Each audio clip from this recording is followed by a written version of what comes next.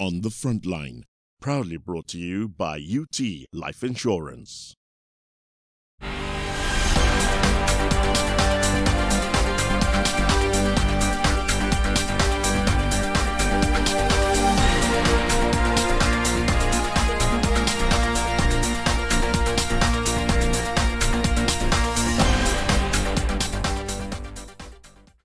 Hello and welcome to On the Frontline. I am Thomas Nadi Betoma.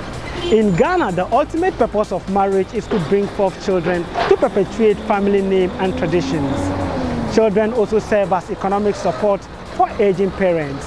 Unfortunately, in situations where couples are not able to conceive, women are mostly blamed, irrespective of the underlying causes. In today's episode, we take you through the challenges of childless couples and how emerging technologies can help them get a family.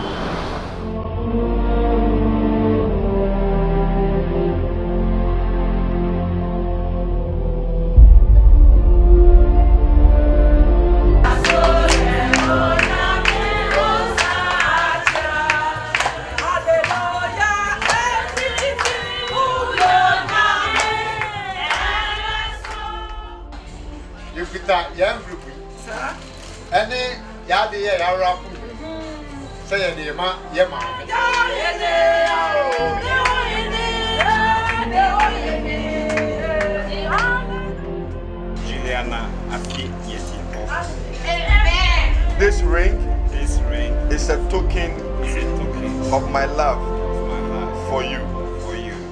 In Ghanaian culture, married women are expected to start a family within their first year of marriage. Failure to do so can create difficult situations in the home.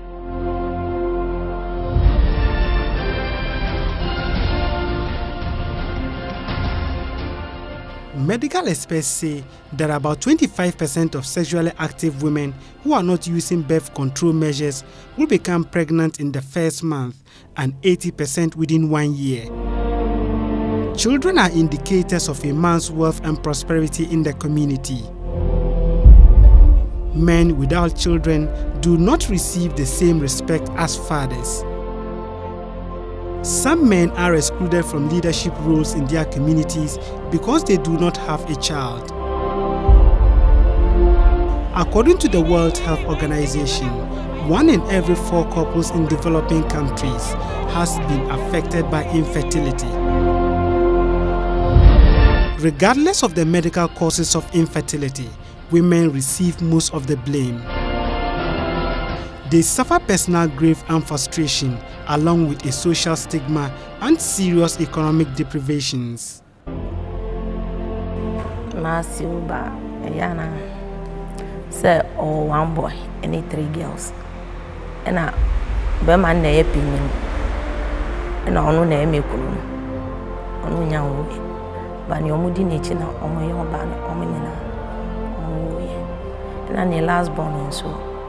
I was 16 years old, sir. And also, when you say a year ago, so, no, see, or one or say, Uncolani nine, and I'm a penny.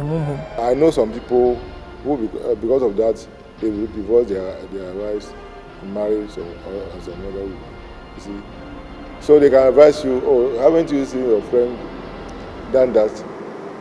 Why can't you also do it? But you see, because of our belief in God, and because we believe that even if God has not given you, even if you go to marry another woman, the same situation will be there. So we have to have patience and wait upon God and see what God will do in our lives. The causes of infertility are varied and numerous. If you focus on the female, the main causes are the fallopian tube could be diseased. The ovary may not function properly. We call it dysfunctional ovaries. The uterus in which the pregnancy is going to be embedded can be diseased. It may have what we call fibroids. that are growths within the uterus. It can have what we call polyps that are also like small growths within the uterus. These will form the major causes of abnormalities in the woman. Then in the male, there is the inability of the testes to produce sperms. The various disease processes that go on in the testes to make the man produce either dysfunctional sperms or inadequate sperms or no sperms at all. Or they may produce a lot of sperms with abnormalities. So the sperms may be produced, but they are not normal. Sometimes the men produce sperms that are so sticky, particularly when they have prostate infections. It can make the sperm very sticky and not easy to run to fertilize an egg. The other disease processes that can affect the production. For one of that needs mentioning is what we call retrograde ejaculation. In other words, instead of a man secreting or shooting sperms out of the penis, when the semen comes, rather instead of coming out, it goes into the bladder. So when they pee, the semen is found in the urine, not doesn't come out as sperms, but it goes into the urine. So in order to get the semen or the sperms out, you have to centrifuge, prepare the urine, centrifuge, that is spin off the sperms, take them, wash them, and process them before you can use them. So these are some of the causes of female and male infertility. But then there's a big chunk, about 20% of couples come without any cause found. The woman appears to be normal, her ovaries are functioning well, her tubes are fine, the man's sperms are fine, and yet they can't achieve a pregnancy. We call them unexplained infertility, and they form about 20%. The Association of Childless Couples is a non-faith-based, non-governmental organization which offers support to childless couples. The name Association of Childless Couples of Ghana was specifically chosen to help address the high stigma of infertility, in the country. I mean, it's not just an association or a group of people who cannot have children, but it's a non-governmental organization. As I've said, all that is required is that you want a child, you come to us and we help you get a child. How serious is the stigma attached to childlessness in Ghana? Well, it's very serious, and to tell you the seriousness of it, just last year, a couple, a former manager of an oil filling station, not just an ordinary person, a former manager of an oil filling station in Suhum, committed suicide as a result of his childlessness. What happened? He was married to his wife for 5 years, and they weren't having a child. Somewhere along the line, he realized his wife had conceived. So the man was very happy. This former manager of an oil filling station was preparing to receive his child. Somewhere along the line, the wife told him that she was traveling to the village. Over there, she called her husband and told him that the pregnancy she was carrying was not his. So this man committed suicide by drinking DDT.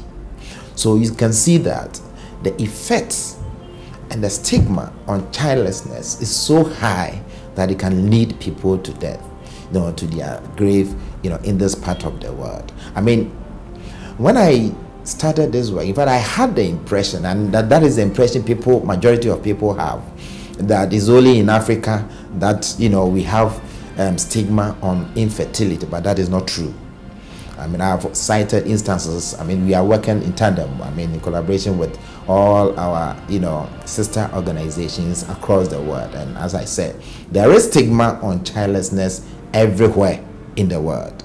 Now, you can only talk about the degrees, okay, the extent of the stigma, of course, and in Africa, it is higher than in Europe or in elsewhere.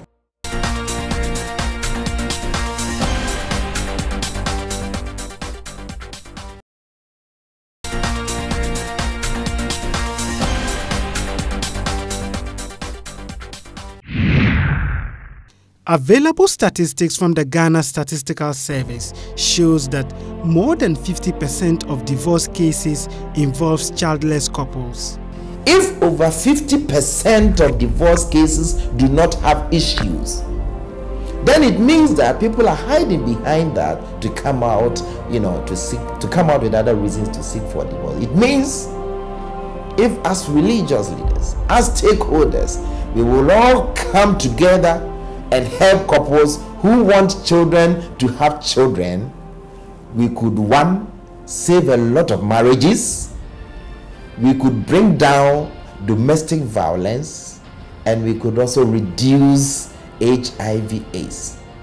Because you know that we have a polygamous system, and the first thing majority of people who do not have children think about is to have extramarital affair to see the possibility of having a child. And going through the data myself, it was shocking, and I felt very sad when I saw even one couple or one man who had contracted HIV/AIDS as a result of going out after a woman, possibly in search of a child. The longer it takes to conceive a child, the more pressure comes from the family members. This woman, who wants to remain anonymous, says she has been married for 4 years without conceiving. She decided to visit the Airport Women's Hospital to opt for in vitro fertilization to enable her conceive.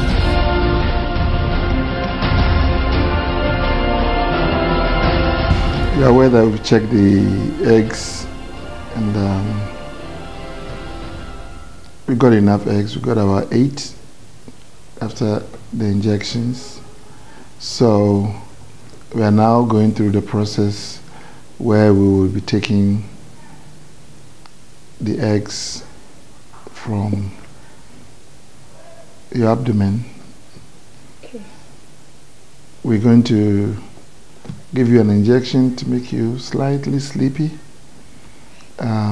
You will not feel pain, and we'll do the process under the ultrasound, what you are used to in the clinic during the process of giving you the injections and following the growth of the eggs.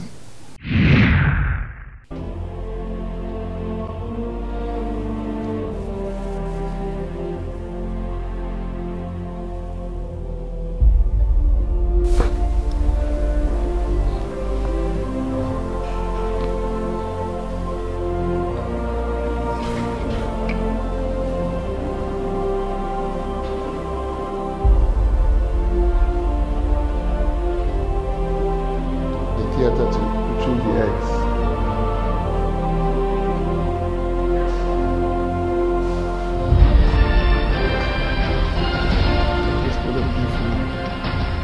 Patient is sleeping, then we will use the vaginal probe with a guide, and we attach it to the needle, and then we watch on the screen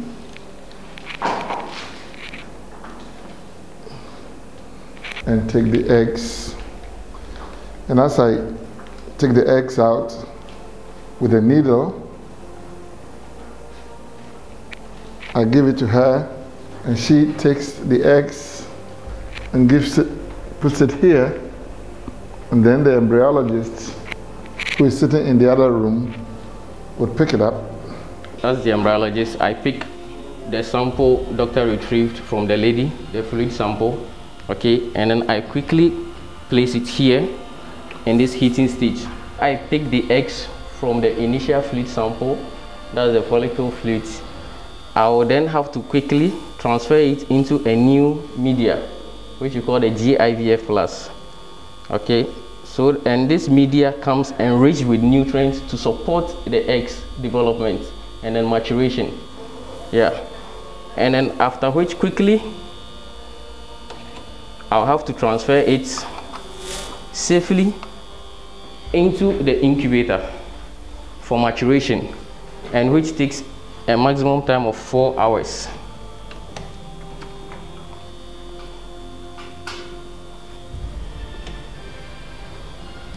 Yeah, safely in there.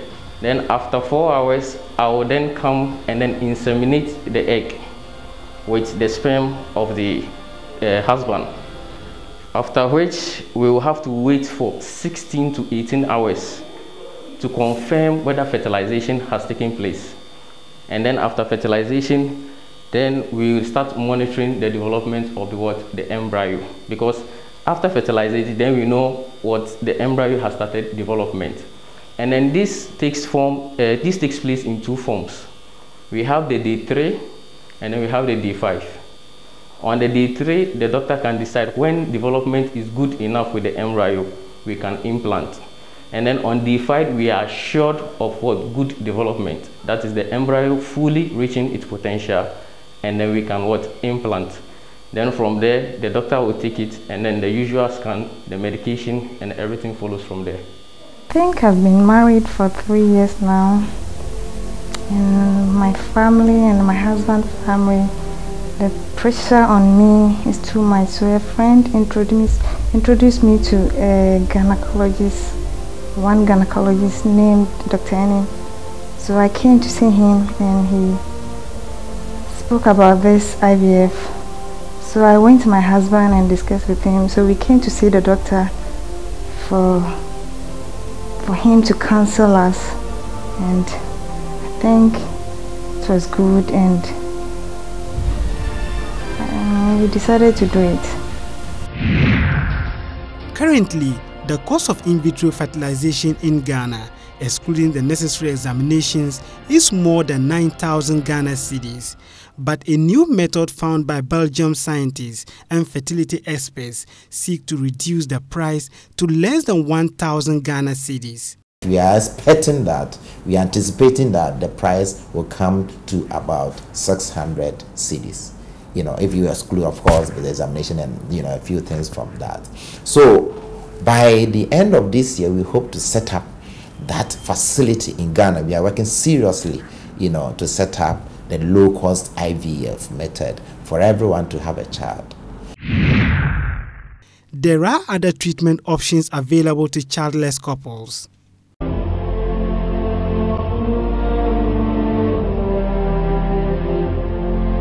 The processes available are, if we go step by step, is to stimulate the ovaries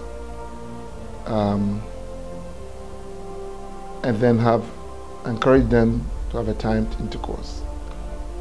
So stimulating the ovaries with oral medications such as Clomid, a very popular medication that is used by a lot of people for early infertility workup. Then we have to step up to the stimulation phase, increased stimulation phase, which means now we give injections to stimulate the egg production. And by stimulating the egg production, you tend to produce a lot more eggs than the tablets could do. Having produced a lot more eggs, you now have a choice to do various things with it. One, they can have a timed intercourse. In other words, we teach them when the egg will be ready, and they have intercourse at that time. Or we take the man's sperms, wash the semen of the seminal fluid of the semen, isolate the sperms, also wash them of infections, syphilis, HIV, a lot of virus infections we can even wash off the sperms. And we activate them and we concentrate it. Having done that, we then decide to use it to inseminate the woman. Age as an issue with the women and the eggs.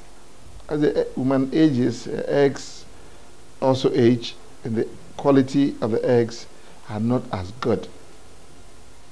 Hence, when the woman is 40 and beyond, and they try a couple of times and with the IVF and it doesn't work, or even with the ICSI and it doesn't work, then it is advisable to use egg of a younger woman.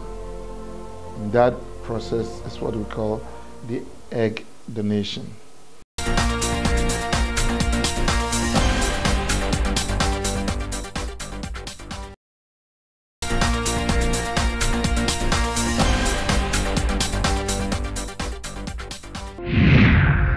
Primary infertility refers to infertility of a woman who has never conceived, and secondary infertility refers to infertility of a woman who has conceived at least once before.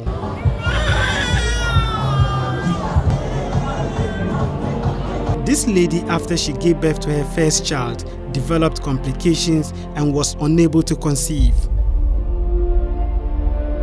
She procured the services of the assisted reproductive health technology and is now pregnant with 5 babies in her womb. The injection that I took made me produce more eggs, and I also discovered that from most of the hospitals that I went to, that I had so many eggs. And at the end of every month, because there are so many, they tend to fight each other. So getting 1 or 2 to release, to come out as menstruation wasn't working, because they will fight and then they all get tired. But I think the injection that I took stimulated them, and then more than enough were released at the same time. And whether I should call it fortunately or unfortunately, I had to meet my husband within that time, and then all of them got fertilized at the same time. So when you were told you had multiple babies in your womb, how did you feel about it? Scared. If it was 2, I wouldn't have been too scared, but 5 or more was kind of scary. Because 1, I had been through a previous cesarean section. That my tummy wasn't that grown, let me put it that way. So they had to cut through several layers before they could get to my womb to get the babies out. So my fear, that was my first fear, was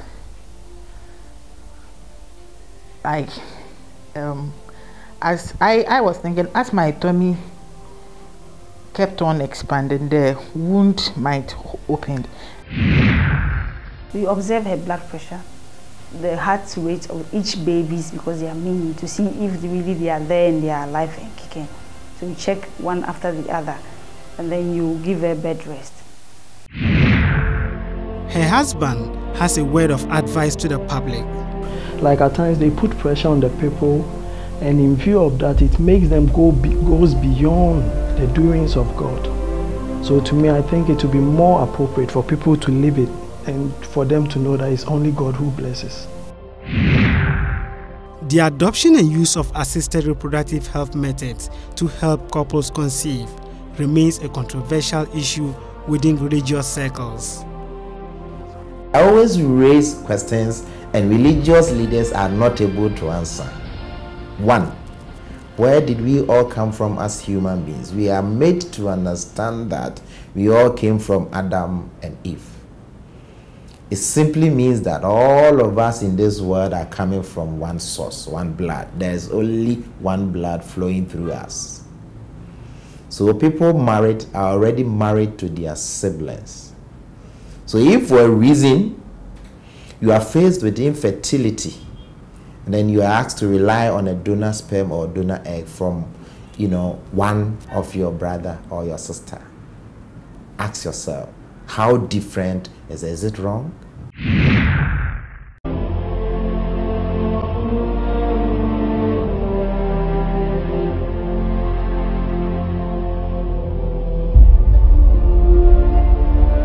Every problem surely has a solution.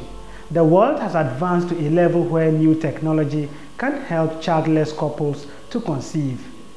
See you same time next week for another edition. I am Thomas Nadi Betelma.